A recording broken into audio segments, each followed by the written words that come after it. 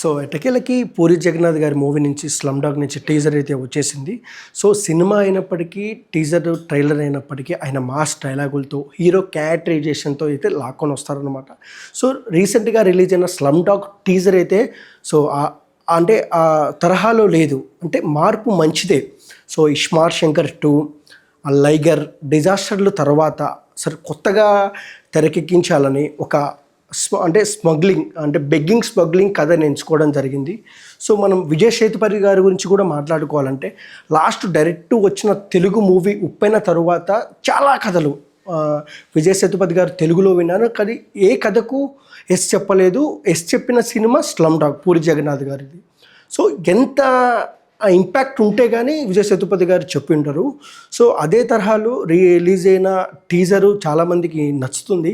So మళ్ళీ comeback puri Jagannadh గారు ఇవ్వాలని కోరుకుంటున్నారు. సో ఎట్టకేలకి ఓకే. ఎందుకంటే ఇటు అవసరం అటు విజయ్ సేతుపతి గారికైనా, ఇటు పూరి జగన్నాథ్ గారికైనా. ఎందుకంటే విజయ్ సేతుపతి గారు తెలుగులో హీరోగా ఆయనకు ఆడియన్స్ ఇంకా రావాలంటే, ఇంకా ఆయన గ్రాఫ్ పెరగాలంటే అవసరము. పూరి జగన్నాథ్ కూడా 2 ఫ్లాప్లో ఉన్న ఆయనకు కూడా ఇప్పుడు హిట్ చాలా అవసరము.